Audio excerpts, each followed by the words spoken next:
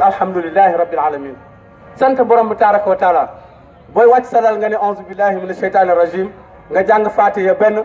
jàng benn ayatu kursiyu jàng benn falaxe ak naasi bu fekkee min nga alquran nga tëjee ko fa subhanallazi bi yadihi malakutu kulli shay'in la turja'un parce que aaya boobu loo bëgg a jëmbal yàlla rek awal ci aaya boobu dafa mel ni ok ci portable bi soo bindee sa message rek nga bës ok mu ni fa subhanallazi tudd naa sell borom bi nga xam ne bi yadihi ci loxol boppam malakutu nguuru yàlla bi kulli shay lépp wa ilayhi ci yàlla toujours lay dellu nga delloo mbir mu yàlla garanti loolu mooy li nga xam ne moo ci nekk sérieux bi boo ko lonkee taxaw ci tali bi ci amuloo sécurité jinne yi dañu lay xoolal xam nga lu ñu lay def dañuy fekk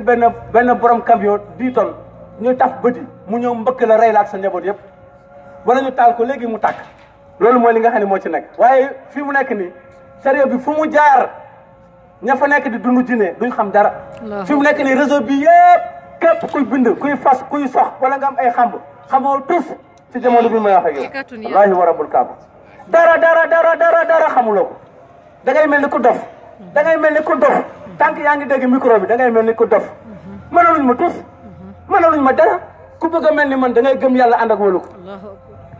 da ngay gëm borom bi tabaraka wa taala ànd ak wóolu ko génn ci lépp luy njabar ak xërëm yàlla téye la boppam ci lu yomb waxal dëgg yàlla mu defar la nekk yow rek la ñuy jaamu ci rek la ñuy sàkku ndimbal mu nekk dëgg yàlla teg la ci yoonu siraatal mustaqim ngay bañ lu bon di bëgg lu baax di bañ lu bon di bëgg lu baax nekk nitu yàlla boo dee dem àjjana xaalidina fiiha abadan mbokk yi xam naa ni alhamdulilahi rabbil alamin ñoo ngi continuer ba fi mu nekk nii message bi day continuer buñ jógee fii tamit bu ëllëgee feneen la ñuy dem parce que fan yi passé ñoo ngi woon yëmbal Kër Massar Tivaouane Peulh lañ nekkoon démb ci guddi tey ñoo ngi fii waaye nag suba dañu am pause ak gannaaw ëllëg mais gannaawaati ëllëg incha allah samedi ñoo ngi Kër Massar ci terrain bi ci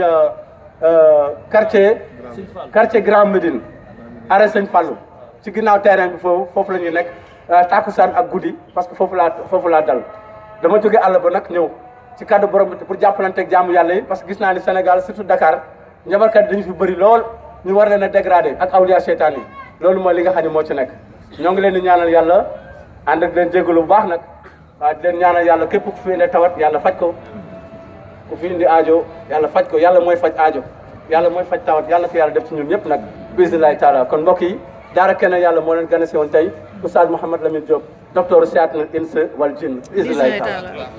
Oustaz joxal kii moom. salaamaaleykum wa rahmatulah léegi képp ku bëgg a seetaan programme bi rek boo duggee YouTube nga tàppe daaray kennal yàlla di nga ko gis YouTube ngay dugg tàppe daaray kennal yàlla waaw di nga ko gis di nga fa gis vidéo yëpp incha allah dañuy xeex njaboot ak xërëm di nga fa gis ay jaanu jinne yëpp léegi képp ku bëgg numéro am 77 362 22 62